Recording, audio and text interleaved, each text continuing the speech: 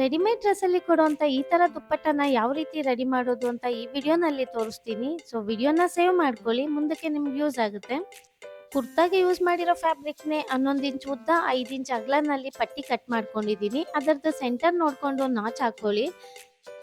ಪ್ಯಾಂಟಿಗೆ use ಮಾಡಿರೋ ಕ್ಲಾತ್‌ನೇ ಸ್ಯಾರಿ ಪನ್ನಾಗೆ ಉದ್ದಕ್ಕೆ ತಗೊಂಡಿದ್ದೀನಿ. ಅಗಲಕ್ಕೆ 20 ಇಂಚ್ ತಗೊಂಡಿದ್ದೀನಿ. ಈಗೇನು ನಾನು ಸೆಂಟರ್ ನೋಡ್ಕೊಂಡಿದ್ನಲ್ಲ, ಅಲ್ಲಿ 1/2 ಇಂಚ್‌ಗೆ ಒಂದು ಮಾರ್ಕ್ ಮಾಡ್ಕೊಳ್ಳಿ. ಸೊ ಸೆಂಟರ್‌ದು ಒಂದು ನಾಚ್ ಇರಲಿ. 20 ಇಂಚ್ ಅಗಲ ತಗೊಂಡಿದ್ದೀವಲ್ಲ, ಅದನ್ನ ಚಿಕ್ಕ ಚಿಕ್ಕದಾಗಿ ಪ್ಲೀಟ್ಸ್ ಕೊಟ್ಟು ಆ ಪಟ್ಟಿ ಅರ್ಧ ಏನಿದೆ ಅದಕ್ಕೆ ಕರೆಕ್ಟಾಗಿ ಸೆಟ್ ಆಗೋ ಥರ ಪ್ಲೀಟ್ಸ್ ಕೊಡಿ. ಎಷ್ಟು ಹತ್ತತ್ರ ಬಂದರೂ ಏನು ಪ್ರಾಬ್ಲಮ್ ಆಗಲ್ಲ. ನೀವು ಅಗಲ ಉದ್ದನ ನಿಮ್ಗೆ ಎಷ್ಟು ಫ್ಯಾಬ್ರಿಕ್ ಮಿಕ್ಕಿದೆ ಅದ್ರ ಮೇಲೆ ತಗೋಬೋದು. ಸೊ ಕರೆಕ್ಟಾಗಿ ಅರ್ಧಕ್ಕೆ ಬರೋ ಥರ ಸೆಟ್ ಮಾಡ್ಕೊಳ್ಳಿ.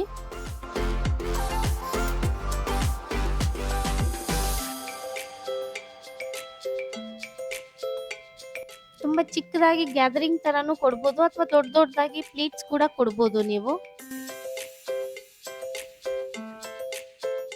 ಏನು ನಾಚ್ ಹಾಕೊಂಡಿದ್ದೀರಾ ಅರ್ಧಕ್ಕೆ ಅದು ಕರೆಕ್ಟಾಗಿ ಸೆಟ್ ಮಾಡ್ಕೊಳ್ಳಿ.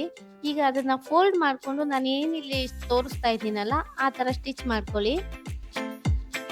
ಸೊ ಕಾರ್ನರಲ್ಲಿ ಸ್ವಲ್ಪ ಕಟ್ ಮಾಡಿಕೊಂಡು ಟರ್ನ್ ಮಾಡ್ಕೊಳ್ಳಿ.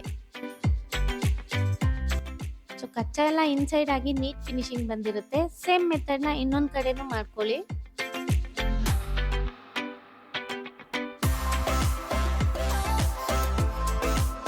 ಸೇಮ್ ಹಾಫ್ ಫೋಲ್ಡ್ ಮಾಡಿಕೊಂಡು ಸ್ಟಿಚ್ ಹಾಕೊಳ್ಳಿ.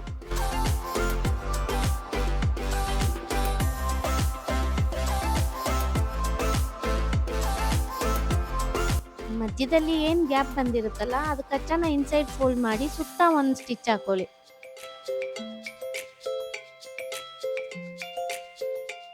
ತುಂಬಾ ನೀಟ್ ಫಿನಿಶಿಂಗ್ ಬಂದಿರುತ್ತೆ. ಇದಕ್ಕೆ ಬೇಕಾದ್ರೆ ಲೇಸ್ ಅಥವಾ ಏನಾದರೂ ಹಾಕಿ ನೀವು ಇನ್ನೂ ಡೆಕೋರೇಟ್ ಮಾಡ್ಕೋಬಹುದು.